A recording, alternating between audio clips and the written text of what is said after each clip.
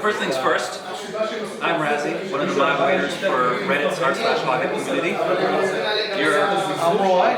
I'm a Polychop And you work on the Gazelle. All right. When did you get into flight sims? 1998. I think it was like, I distinctly remember we were in Boston. We moved to Boston at the time, and we didn't have a computer at the house, but there's the Science Museum. And I remember in the Science Museum they had the old Apple IIe's, and they had the Microsoft Flight Simulator. And that was the first flight simulator I flew. Back then, the F keys on the keyboard were on the left side. And I remember it was F2 and F4 for the flaps up and down, and stuff like that. So I think it's a 5 down and 4 up thing. I forget what it was, but it was. I mean, nowadays I don't know what it is, but back then it was you know. All right. What sims have you flown since then? So I had the Microprose F15.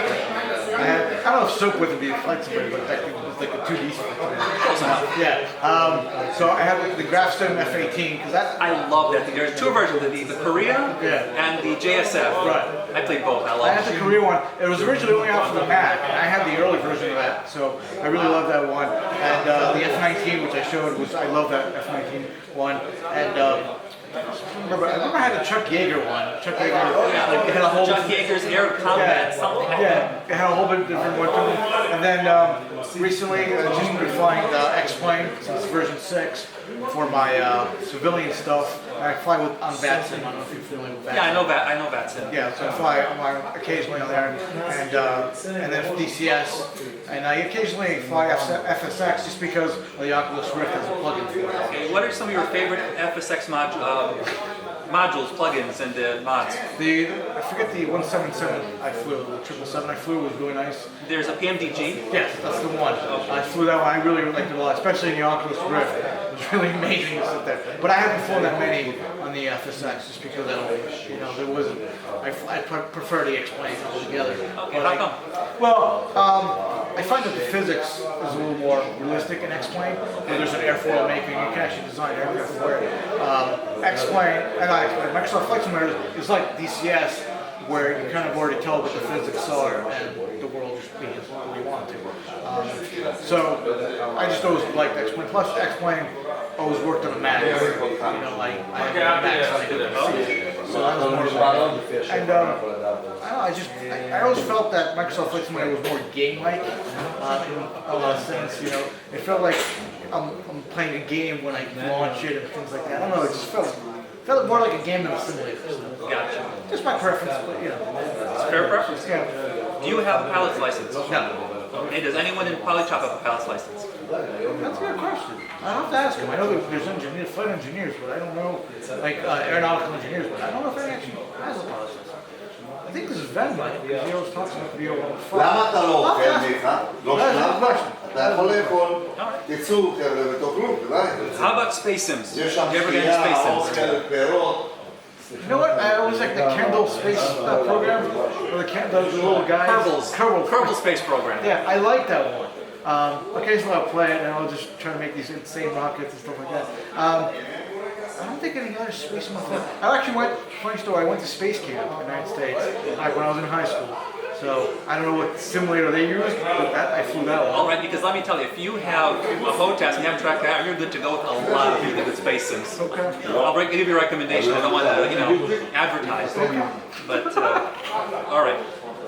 So speaking of which, what is your setup? What do you use for flight controls? Right now I have a HOTAS and I have the combat SATEC pedals and track IR. Which one, 4 or 5? 5, the latest one. Before I had the SATEC X65F, which is a force. The one that doesn't move, that freaks everyone out. Yeah, it doesn't move. And I was using the X52 Pro for helicopters because you can't fly a helicopter with a force sensing joystick. It'll drive you nuts. So I had 2 before, and I'm like, I need to consolidate to 1. And originally I was going to get the X56, I think it's the 56, but Amazon said it was supposed to get there one day, and it didn't get there. They're like, all right, so screw it. The 56 is the 55 with blue. Yeah, sure. And instead of, it has like 2 more analog sticks, apparently for space. Yeah. So I'm like, you know what? Let's just go with the Frostmaster, the Warthog. Yeah, the Warthog. And, The investment. yeah, and I mean, yeah, I've spent way more on more things and stuff like that. So, and I'm getting used to it. It's been a readjustment period. It's a little hard. It's a little tougher on the. Yeah, you know what? No, it's not only that, but like where the X65, I had rotaries and things like that. I don't have them on the Warthog, so I have to get used to different things. And, you know, The lack of axes. yes, again, yes. So it's just a readjustment period. I have most of my modules reprogrammed, so that's good. Been back in there. How'd you get into DCS? I used to fly Lock-On back in the day, and I knew of the A10, and I remember I was always looking for something realistic. And around 2011, when the A10C came out, I saw it and I'm like, this is it. And when the manual was like 480 pages long, that's me. That's what I like. So that's what drew me in, and I've been with it ever since. All right. At what point during the DCS A10 cycle did you get in? Was it back when there was Black Shark and A10 separate, or was it after DCS World? They were separate at the time. I came in after they stopped giving away Nevada for free if you pre-ordered it. And that was during the beta. Yeah. I still have the Nevada from back then. The old Nevada. The old Nevada. The fan-made one. Yeah. And so we occasionally do missions with it, but I got in. Black Shark was different, separate than the A10C. I didn't get the initial Black Shark. I got Black Shark 2 when it came out. I don't fly it very often. But I occasionally go into It has a big manual. You might get it. Well, yes, I do like. I do like it. It just I have to learn all of it. I haven't had time to sit there and learn all of it. All right. So That's fair enough. What's your favorite DCS module that isn't made by Polychop? that's a good question. The A10C, I mean, it definitely ranks up there. I do like the Mirage as well. Okay. I have to say the Mirage is a lot of fun to fly. And, she's very agile as well. And it's nice because I like that era. I like the Delta wing aircraft. So, Is the A10 or the module you know the most about, the one you're most expert at? oh yeah.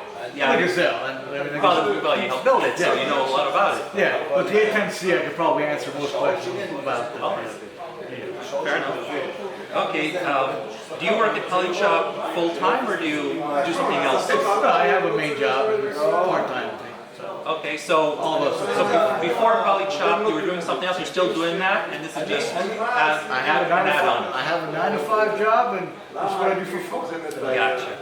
And all of us do it for fun. Unless you start, unless you can actually make good money out of it, the place you're doing the job. Fair enough. How did you get into Polychop? How did you get connected with that? So one of the guys I fly with in 355, he works at Polychop. He's one of the graphic designers, and he was asking the 355 guys for voiceover actors for the campaign for Gazelle. I volunteered, and I did the voiceover work for Hannibal. And after that, he was asking me if I knew any coders, and I'm like, well, that's what I do for a living. So I kind of had my interview with them, with all the guys, and I had kind of a training period where I could have to prove myself and prove that I could learn things. And after that, they made me a full member. So. I got you. Now, where is Polychop exactly? Is there an office you go to work at, or is it something that's like spread out all over the place? It is all over the world. I guess the technical address of it is in Germany. That's where it's incorporated? Yes. Okay. So it's in Germany. There's 2 guys in Germany, 1 guy in the Union, France, and me in Pennsylvania, and Brian in Norway. Now, about your particular job in Polychop. Now, I know that a Spiderpig does whatever a Spiderpig does, but what exactly does a Spiderpig does? Well, what does a Spiderpig do? That's the question. That's not how it goes. Okay. So, most of the time, I'm testing. So, I'm on the forums quite often.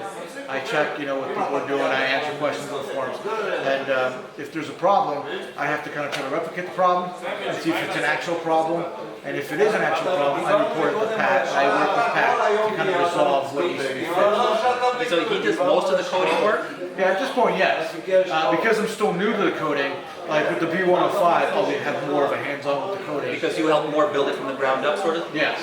So with the B05, because they're starting from scratch in the code, I'll be more in tune with that. But because I was learning, the code, things like that. And then the Gazelle came out. We had to focus on the Gazelle. So I focused on what I could help with, which is mostly testing.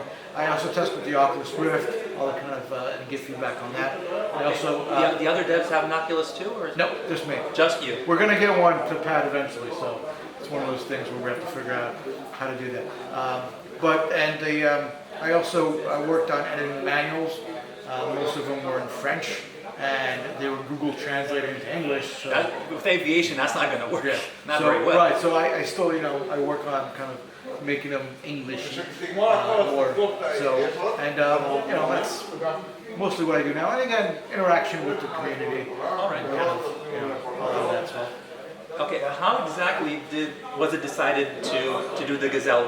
Were they doing the Gazelle? They were doing the Gazelle when already brought you on board, so you weren't part of that decision process. I wasn't part of the decision process. It's what you have information on, and you need a lot of information in order to make a module.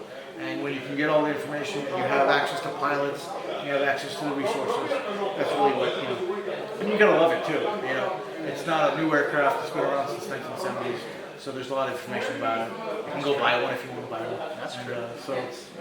Okay, let me ask you this. Sure. In every single ED forum poll that they ever post on what people would like to see in terms of a module, they always list the fixed wing jets. Yes. So why not do one of those?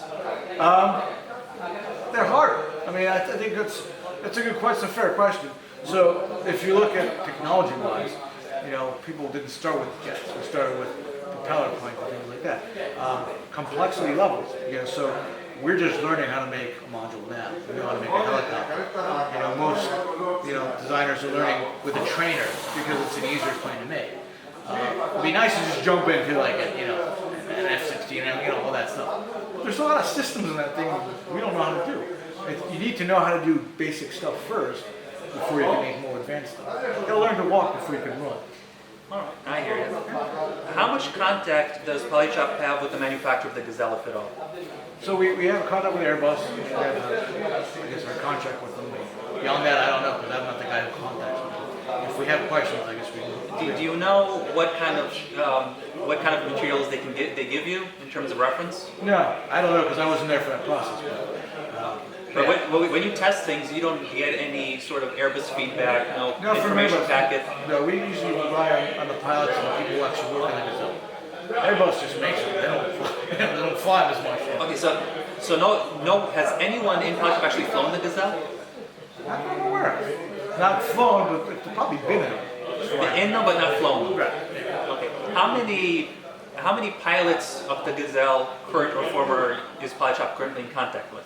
At least 6. 6. Yes, I know. Do you know if they've all just flown in the past, or is there anyone who's an active? Some of them are active right now. Okay.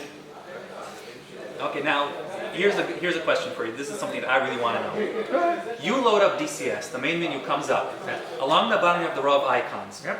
They're all grayed out unless you buy them. Yep. And you hold the mouse up, and they glow. Yep. The Gazelle's doesn't.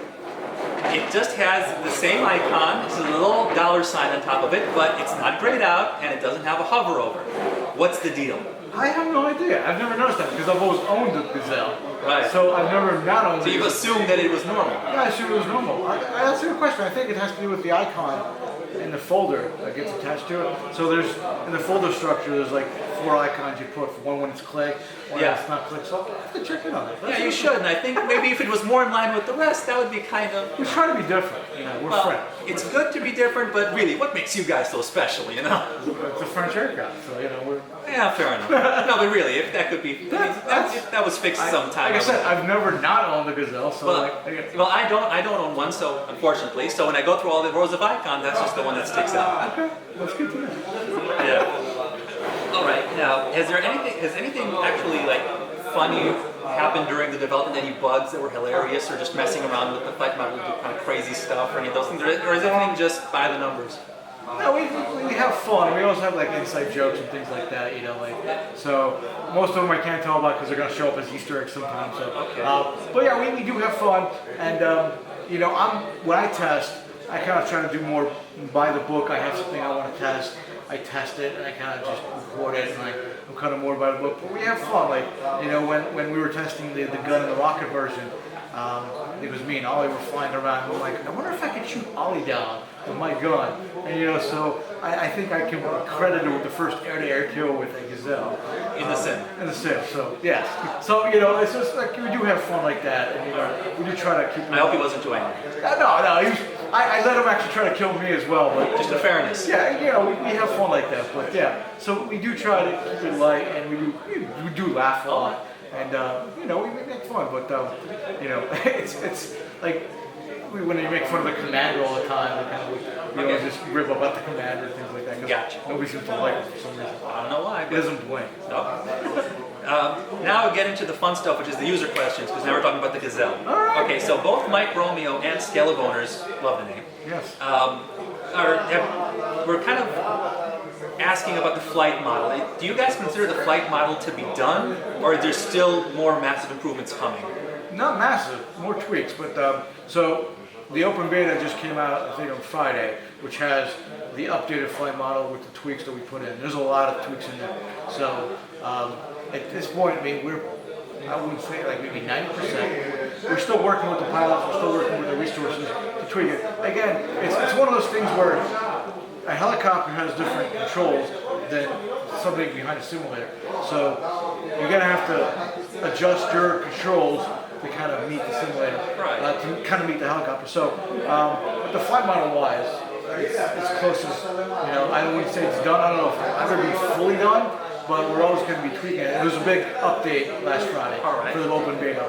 So. But because I don't think the person asked us is on the open beta, I don't know. Yeah. But specifically, they were asking about the translational lift and the autopilot because they were feeling that it was a little off. Yes.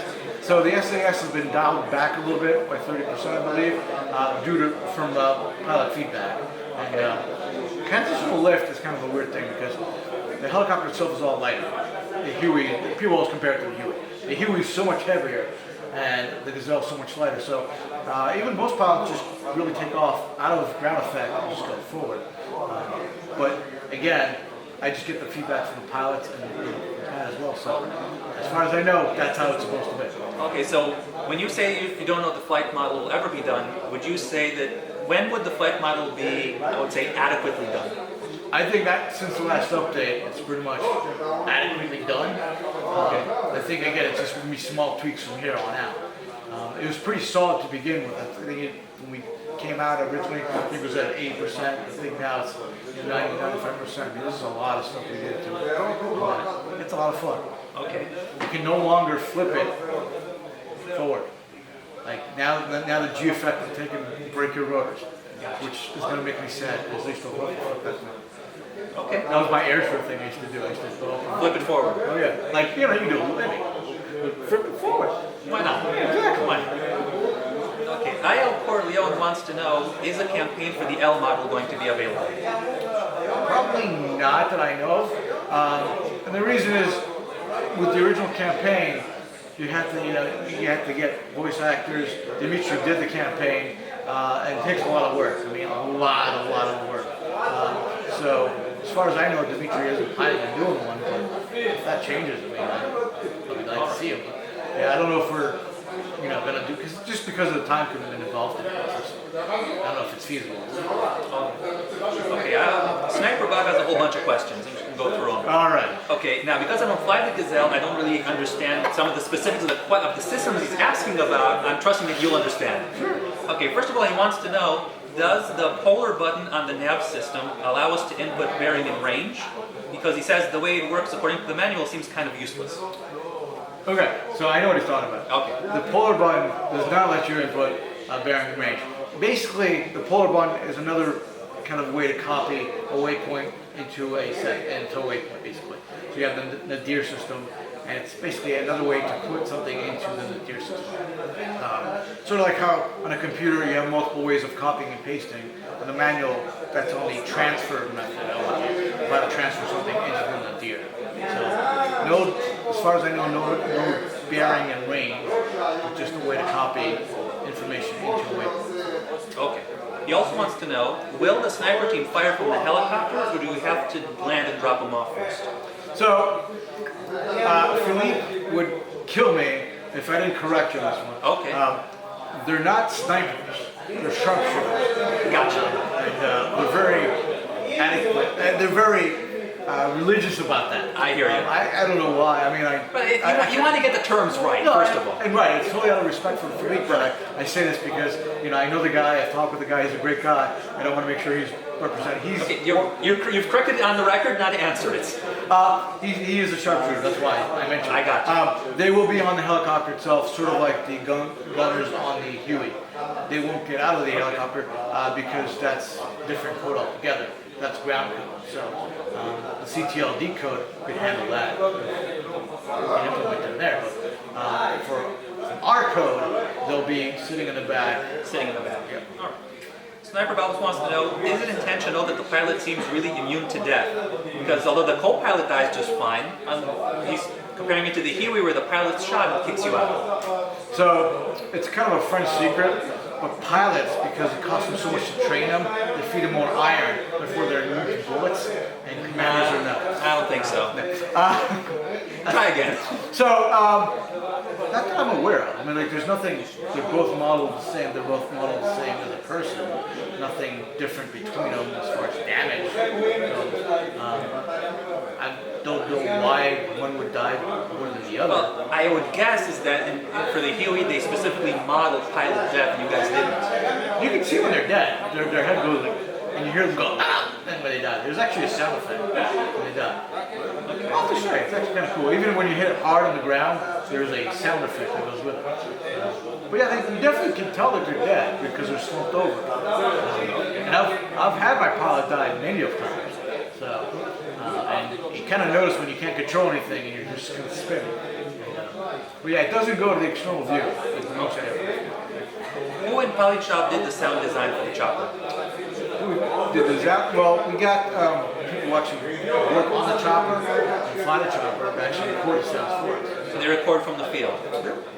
Okay. Sniper wants to know if you guys are kind of satisfied with the sound design as it is now, or are you really wanting to improve it? I don't know that there'd be any difference. I mean, like, it'd be nice to get like really high fidelity sound recording equipment and go on like a Gazelle flight. I mean, I'd love to do that, but as far as I know, it's fine as it is. I wouldn't say anything could be improved on it. Again, I've never been in a Gazelle, so I don't know what it really sounds like. Okay. Now, I know that you have probably no idea in terms of when ED will get around to multi-crew. No clue whatsoever. Didn't think so. Yeah. So my question is, as soon as ED puts multi-crew out, how soon after that will the Gazelle have it? Soon. I mean, like, we're planning on having it when the public release hits. That's when we're planning on having it. Okay, is there any work done on the Gazelle that kind of prepares it for it, so it just kind of just drop the code in? Or is it something that once it's out, you're going to have to build? It's something that's once it's out, we're going to have to build, but the way we coded it, we make it easier to do that. So, if that makes sense. But yeah, I'm looking forward to that because it'd be kind of fun to fly with somebody and not have to switch roles and stuff like that. So it's gonna be a process. Yeah, like anything. But usually it'll be in beta first, so we'll be able to work on it in beta. By the time it hits public, it'll be ready to go. Okay, so I know that people hate to give dates, but I always would ask. Tuesday. I always would ask: are we talking weeks, months? I don't know. I think within a month, I'd like to say that. Okay. Yeah, It's a fair estimate. Well, I won't hold you to that. Now, this is from a guy whose name is Cup Holder, and he has some very important questions. about coding. How many cup holders does the Gazelle have? None. None. Okay. Good question. See, they fly only for about an hour and a half in real flight, so they don't really need any couple. Don't need them. I don't know where you put one in. Okay. Next question he has is, who is the 3D model of the commander modeled after? Is it an actual person? It is, but I can't say who. You can't say? No. Is it someone on the team? Yes, and we rip them about it all the time. You make fun of him all? Oh yeah, we make fun of them. Poor guy. And I'm scheduled to be the guy for the VO5, so you can make fun of me all the time for that one. The VO5, 105. Yeah. I will. Okay. Don't worry about it. No problem. Okay. I still gotta get my pictures taken for it. I've just been lazy with it. So. I hear you. Iran 1000 wants to know what the next modules Polychop are going to make are. The V105 and the J87. After that, I don't know at this point because it's just a matter of what we can find data about. Okay. Is one of them the code name for the Horden, or is that something separate? That's separate. That was one of the guys just did it as a side project, and eventually. Do you have any idea why he chose the Horden for a side project? Well, he's German, so that might be. Well, Germany has a lot of airplanes. Oh yeah, Why that one? It's a very interesting aircraft. You know, if you look at the history. Well, it looks funky. Yeah, well, yeah, but it was designed to be a stealth aircraft back in 1944, which, if you think about it, that's amazing of a concept. How would they even? Did they even know? Well, I guess Well, they they know. obviously knew something. From what I read, they had like a special, I think it was a charcoal and sand mix that was supposed to, like, not deflect the radar, but like just bounce it to somewhere else. Did it work? I don't know. I don't think it ever did, but I mean, it was an interesting concept, and the fact that the B2, we have now the B2, you know, many 50 years later, that kind of proves that the concept would have worked. It's kind of interesting, but it is an interesting aircraft, but I don't know why specifically that. You know, we'd have to ask him. But you know, it would be interesting. Like, you know, just, I thought it was an interesting aircraft, and like I love like weird aircraft just to kind of see if they work. But I'm sure it works if you build it right. If you build it right, yeah. Okay, Potato Juice wants to know how far along is the 105? The V105? Can you make juice out of potatoes? Well, potato juice is kind of moist inside if you strain it. They would have mashed potatoes? No, because now you have to cook first. Okay. All right. Well, the B105, Yeah. we're in the rendering phase. Basically, we're still working on the 3D model. Yeah, 3D modeling phase. As far as I know, no code. I mean, we have basic code for it, but nothing that. Okay, so you've built the model, which of course. We're building a model. So of course you have all the arguments for the animation, but you haven't yet started wiring all those stuff into the code. Well, so we have the external model. We're building the internal, the cockpit model now. So. You're modeling the internal. Yes. Okay. So once that's modeled, then you can start looking things up and then build them. Yeah. Gotcha. Well, we have a basic code that we can kind of just. But basically, what do you mean? Is it the flight model or is it the systems logic? It just basically sort of compiles so we can put in the Oh, it's like a placeholder. Yeah, Gotcha. I mean, yeah, so something fancy. Nothing moves. Nothing tangible. Really. Right. Okay, I hear you. Okay, now cup holder again wants to know, will the 105 have cup holders? No. No? Not that I know of. But it is bigger on the inside. So, it has to have a couple ones in there. I mean, we'll have to see how. It just depends on how long the flights are. You know, because that's really what it comes down to. After like a certain amount of time, I don't want to drink. But I'm sure they have methods of drinking besides cup holders. Well, you want to put your cup at some. I guess you have to put your cup in. I think so. I mean, it's a French aircraft, so I think they have like a wine holder. That makes a lot. You know, if the British tanks can have a place to make tea, Right. You know, I'll have to ask Felipe. it would probably double as a baguette holder if you ask me. Yeah, oh yeah, I mean, I perfectly understand. Fair. Probably won't move as much either. Right? Okay. Johan Keg wants to know if Polychop plans on making any modern Blue Ops attack helicopters. Blue Ops, as far as NATO ones, like, I suppose so. not that I'm aware of. So again, it would just be a matter of what information we can get on and what, you know. Like if you can get a hold of some manuals, references, and that sort of thing, and a license. Yeah, and that's really what it comes down to. Is what can we get, you know, information on that we feel comfortable making. We have so much in the Gazelle. You know, like I could tell you, you know, some of our guys can tell you everything about the Gazelle, every little nut and bolt of the Gazelle. We have to get that comfort level with another aircraft before we feel comfortable making. So just a matter of which one. Okay. Next, can you tell us how well the Gazelle is selling? I don't know. You don't know?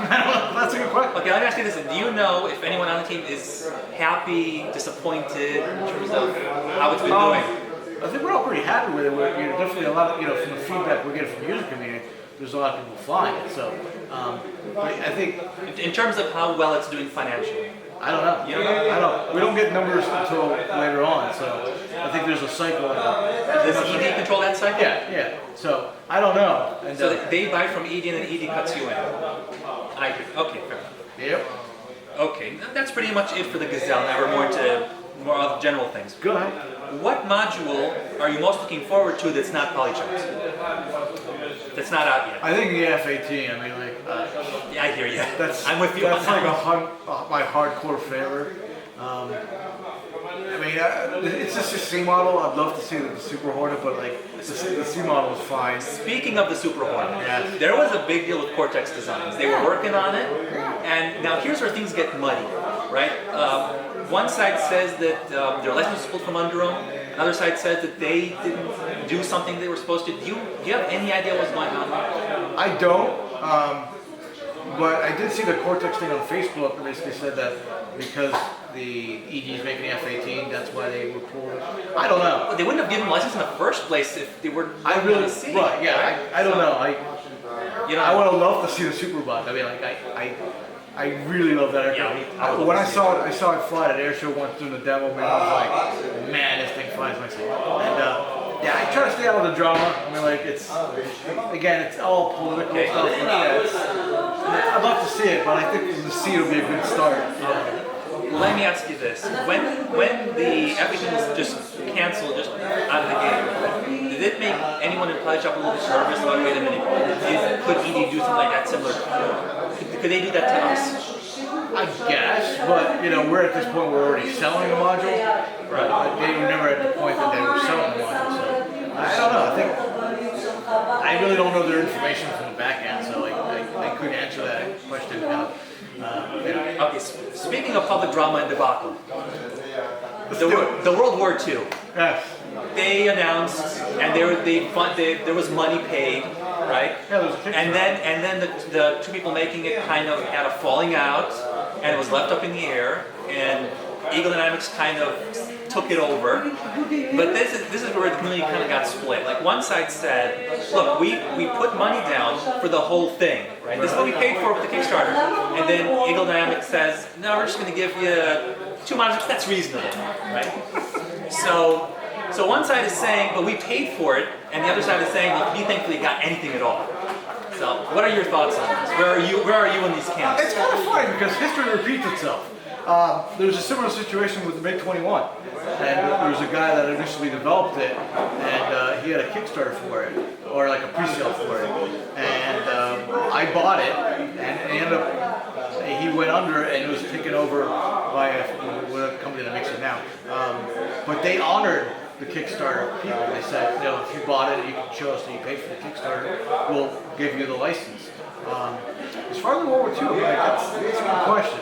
Kickstarters has a history of kind of like failures and things like that. But if you pay for something, I would expect you to get what you paid for. But again, it is Kickstarter, and you never know what you're going to get. So I don't usually get anything on Kickstarter unless I actually see an actual product and see an actual shipping point. And I can't remember the last thing I did on Kickstarter. I did fund one of my friend's CD though. I guess and I did get the CD, so nice. At least that. Yeah. But in terms of the World War II, would you say you're happy with how it ended up, or was it you think it was just a complete debacle? I mean, I didn't pay for it, so I guess I don't have an opinion.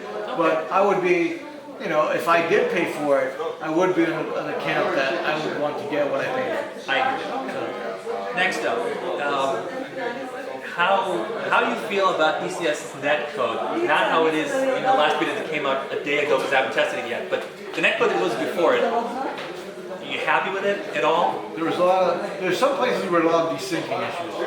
And, rubber banding. Made formation flying a very hard thing.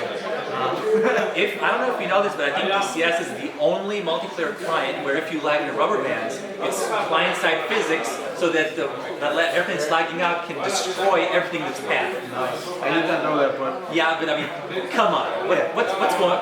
How can they fix it already? I don't know. It's EG's code, but it's not... I mean, if you look at it from a perspective of networking, it's not an easy thing to do to keep two things secret.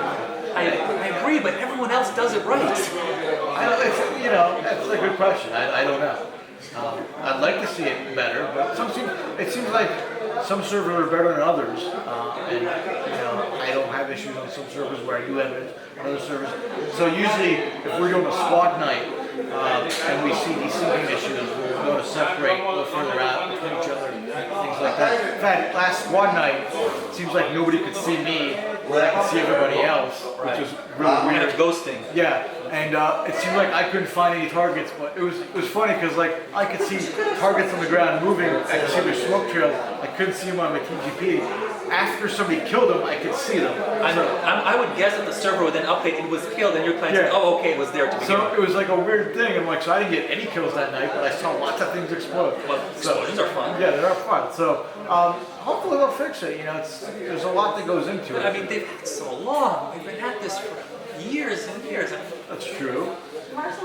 That's true. I'm like, yeah, I don't know. I really don't. It's not my department, so. I know. You know what? Let me just wave my magical wand and I'll be fine. You'd like to see it improved as much as anyone else. I think so. I mean, yeah, I fly online quite a bit, especially with multi-crew coming, you know. I think it'd be really good for that, especially because you don't want your pilot desyncing and you crashing. So. Yeah, that would make a lot of sense. All right.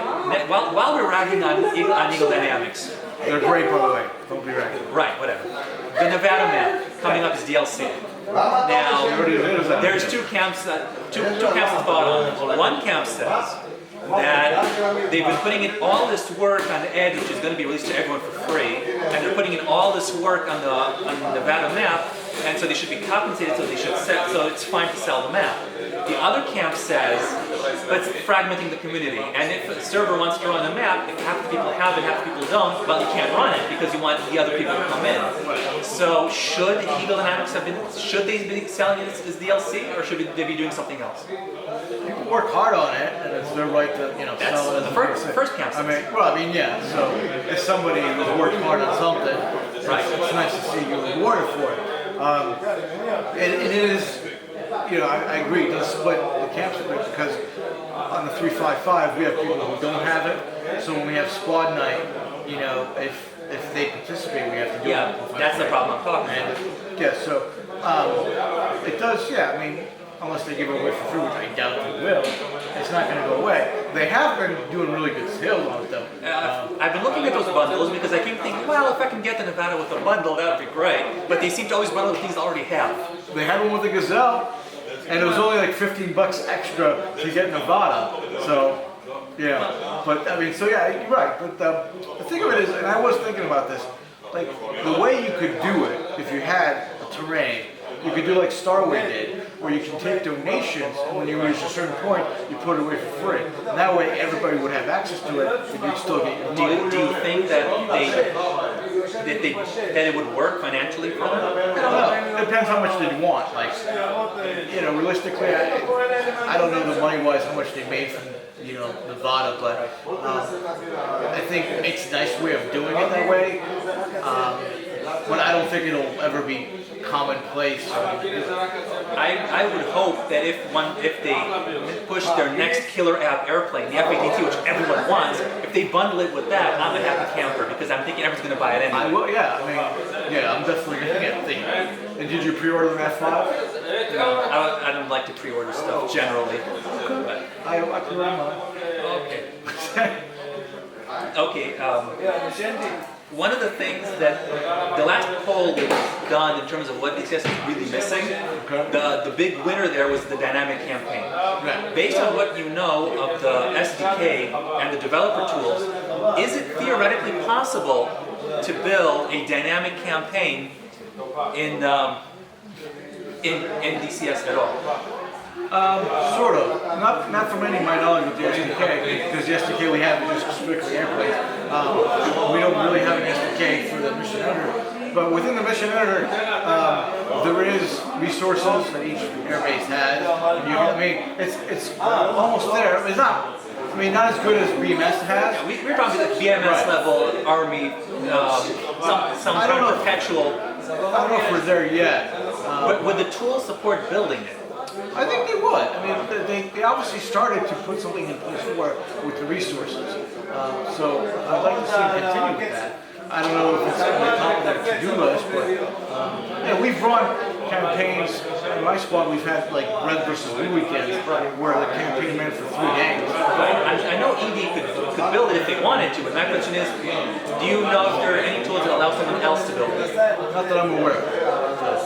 Our SDK is only limited to our helicopter aircraft. Okay. Do you know if Eagle Dynamic plans on ever releasing the terrain map tools to the public? That I'm not sure about.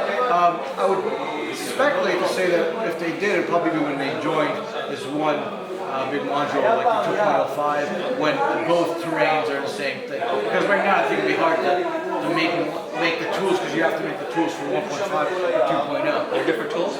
I would think so because they're different. Like even when we compile, we have to compile 2 different codes for. So. Well, it could be the same tool that has 2 different outputs. You're right. Yeah, I mean, yeah. So in theory, but yeah, I would think it'd be a lot easier for them to make a SDK or kind of a tool once it's one unit. Okay. Do you think they should release a map making tool to the public? Or should it be something that's more that only people who know what they're doing should do? I think they're probably going to keep it as a third-party kind of thing, where you'll kind of have to kind of prove your way into it and kind of get the SDK. I think it'll be interesting, to see what happens with that. Okay. Next up, Eagle Dynamics kind of released the FC3, kind of focusing on all these dummy aircraft that have no systems and all those things. No clickable cockpits. Right. No clickable cockpits, none of the big manuals that we both love. Right. Yeah. Now, do you think that they should have done FC3, or should they have focused on more chunkier modules? Good question, but I think what the FC3 planes cater to is a different kind of highlight, I guess I would say. A simpler. Yeah, simpler. I mean, it's good because I can tell anybody, hey, if you want, try DCS for free. You get the SU-25 and you get the TF-51 for free. And then if you want to buy a module, spend $10, get the F-15.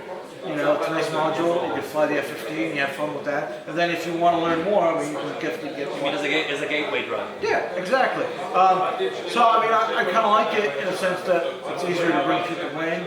And I definitely think it's nice to be able to fly with more high-tech and tech and stuff. But it does kind of become a power imbalance because the simpler the aircraft is, the less you have to deal with, the more you can just focus on doing the mission. Whereas someone has the full clickable has a harder time, so he's a little disadvantaged. I agree. I mean, there's something to that. Like when we fly squad nights, there are F-15s doing cap patrol, and there's the A-10 pilots doing the ground work, and helicopters rescue and stuff like that. So we're all on the same team.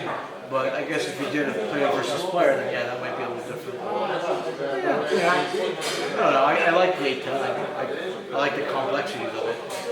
But I think the F-15 is pretty complex in itself, and the radar system and stuff like that. Just because I don't know it as well as I do. I would disagree with you. It's so simple. I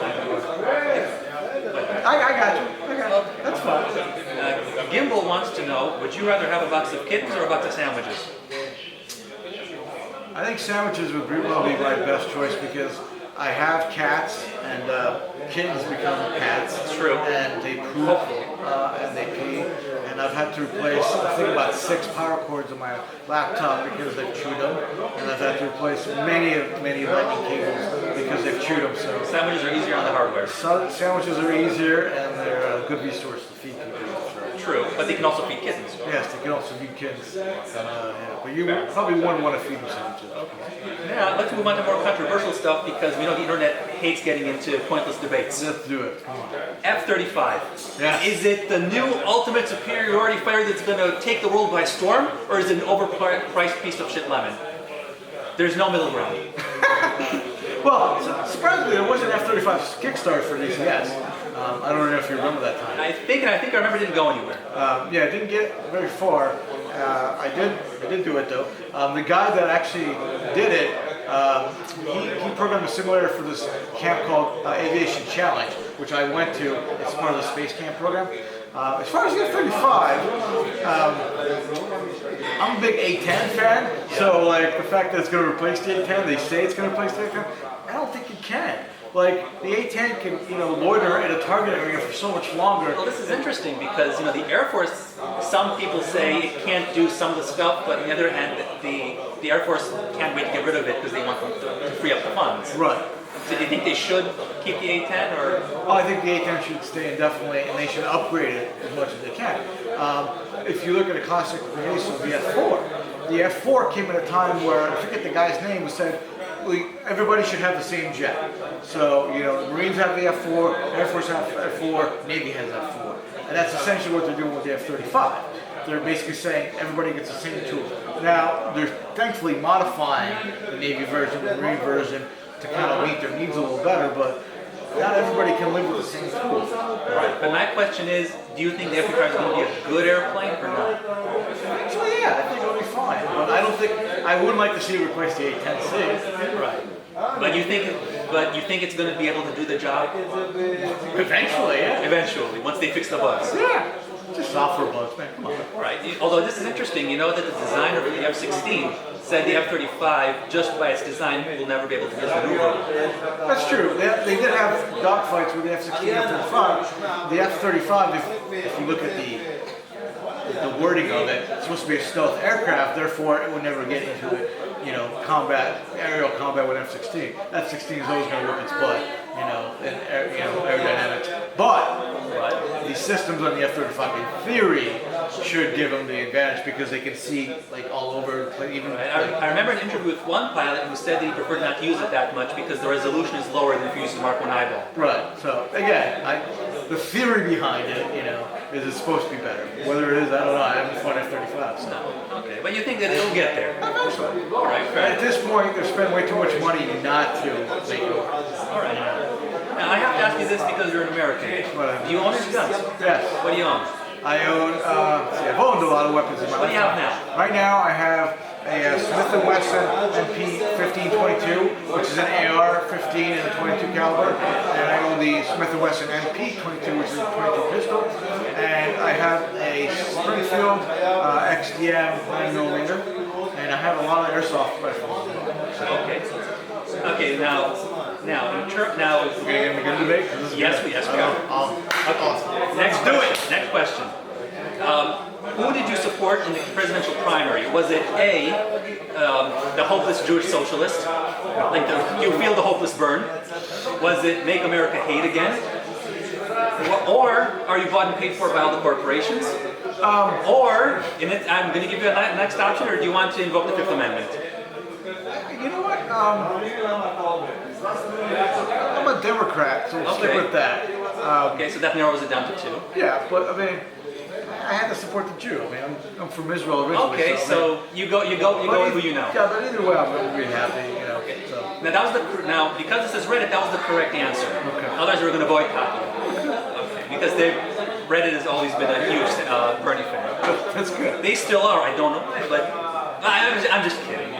Well, it's funny because there's a libertarian named Johnson, and that's like Fielder Johnson. I'm like, that just really, really doesn't sound good. In a dirty kind of way.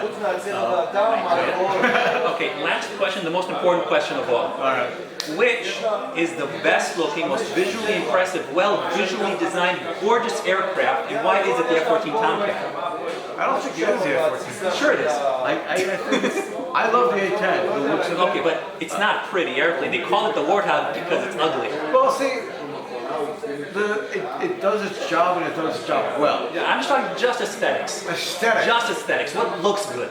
I've been to a lot of air shows. I think the F-22. The F-22, the Raptor? Yeah, it looks amazing. And when I saw it fly, I remember calling my wife up and saying, if I was 18, I would have signed up for the Air Force right now because it was that impressive. Did you ever play the F-22 sims back in the day? The Lightning? No. Lightning 3? No, but it's an impressive aircraft. Just the way it looks and just the coolness of it. I've seen the F-117 as well. And the F-117 looks odd, but the concept of the F-17 was basically they said, what's the most stealthy shape? And it turns out to be a diamond, and they just cut a diamond in half and made it fly. Really good looking. Yeah, but the F-22 just looks sleek, it looks nice. It's something about it, but Tomcat looks awesome. It does. It looks big, but I don't know, it's just the history of the Tomcat. So it was designed around a missile system that cost $1 million a missile. They had the famous 6 versus 1 test, where they fired 6 Phoenix missiles against 6 targets. They hit 5 of them and got close to the other. Raised it. Right. Now, if you look at historical combat, it was used 3 times and missed all 3 times. So literally, it's like designing the A-10 around the gun, and you never use the gun successfully in combat. It's a problem. But the F-14 is a great looking jet, Yeah. and it is cool looking, and Just quickly make sure that it's still running. it should be good. Yeah, got a few minutes. Okay, So those are all the questions I had. Is there anything you wanted me to ask you that I didn't? No, but we're gonna like, I thought you were gonna ask more gun control questions. Gun? Oh. So here's the deal. Okay, sure. And I'll go with this, and this is kind of good. Sure. I have no problem with gun control, but no matter, there is no easy answer. And this is what I don't think people understand, is because if you take away everybody's guns. Well, you can't, but assume Well, you could. here's what I'm saying. You say, okay, I'm gonna take everybody's guns. Enforcing that would be impossible. Right. Because you probably get more cops killed in enforcement of that. I don't know. But, I mean, with some, yeah. There west, are a lot of people out west, who I will, agree with you. yes, who will not let go So of that. you're kind of saying the genie's out of the bottle, so we kind of have to live with it. Yeah, and there's no easy answer because, in a sense, if you get rid of guns, criminals don't buy guns legally anyway, so there's gonna... Right, but this is interesting. Actually, look at the statistics to see what percentage of legally purchased guns versus illegally purchased guns were used in violent crimes. Right. And it turns out that about 3/4 of them are illegal, and about a quarter are legal. So you would get rid of the 1/4 of... But here's the thing. Very often you can buy a gun legally that can later... Right, straw purchases, what they call it, where people buy it for other people. But again, you have a car, you need a license for a car. I wouldn't hesitate if I needed a license for a gun ownership. I have no problem with that. I mean, I think there should be some sort of training. But again, I grew up with firearms. I have no problem shooting them. I shoot safely. I don't think the Queen of England's coming to America to take the country back. So, and again, my daughter, when she turned 10, I bought an airsoft rifle so I could teach her how to shoot, and I teach her how to shoot responsibly. For me, I find it very relaxing, very yoga-like. I never think of it as a self-defense kind of mechanism. I have a black belt, so that if anything happens, I can defend myself. It's easy to say, yeah, take everybody's guns away, but it's not that easy to execute. But let me put it this way: if you ban the sale of the problematic weapons now, over time you're going to see a decline. But putting that step in is a problem. I don't know the historical facts, but there was, back when Clinton was the president, there was a ban on assault weapons. There was the 10 round clip minimum and stuff like that. Actually, I don't know if those actually helped. I don't have statistics to say whether they helped or not. I don't know much about statistics if that helped, but the fact is that elsewhere in the world, where there is stricter gun control, you have fewer mass shootings by a landslide. That's true, including this country. Yeah, and I know in Australia they ban guns altogether, and they have a reduction in that. I think if you look at mental state, if I'm a crazy person and I want to kill people and I don't have a gun, I will find something else to do. But then I've heard that common counter argument. But the fact is, you can do so much damage with the gun; it's unimaginable. By the way, there was a shooting in Tel Aviv here. Was it a week, 2 weeks ago? 2 weeks ago. Where they shot up a restaurant, and because they couldn't obtain guns, they had to build their own homemade guns. They killed 2 people. Imagine if they had an AR-15. That's true. Exactly. Guns don't kill people, bullets do. But so here's the Chris Rock solution. I don't know if you know who Chris Rock is. Ban bullet control. I've seen. No. Bullet control. Make bullets $500 each. And now that's or $5,000. I remember he goes something like, I cap you as if I could afford it. Yeah. But the issue there, and by the way, it's actually been considered. I think the problem is that it's too easy to make your own. Yeah, I don't reload my own ammunition. Exactly. So yeah, it is. There's no easy solution to all this. And I stay away from arguments on Facebook about it because every time there's a shooting. Because you're sane. Right. I'm logical in a sense that, if you can magically wave a wand, take everybody's guns away, everybody's okay with that, then yeah, let's do that. But you can't. There is no easy way to do that in America. That's right. So unfortunately, well, you could probably take it away from most people, but not the people who have canned goods for the next 10 years. Yes. And there's a lot of them. I know. And, it's the NRA is a strong force. And you look at the latest gun control measure. There's a lot of senators that are being paid by the NRA. I can't think of another reason why they didn't this week pass the let's not give it to people on terror watch list, and they couldn't even vote on that. Right. Politics is crazy, and that's why I stay away from it. And if you dislike politics here are worse. I hear. Don't get into it. I hear. But no. Any other questions? Is there anything you want to ask me?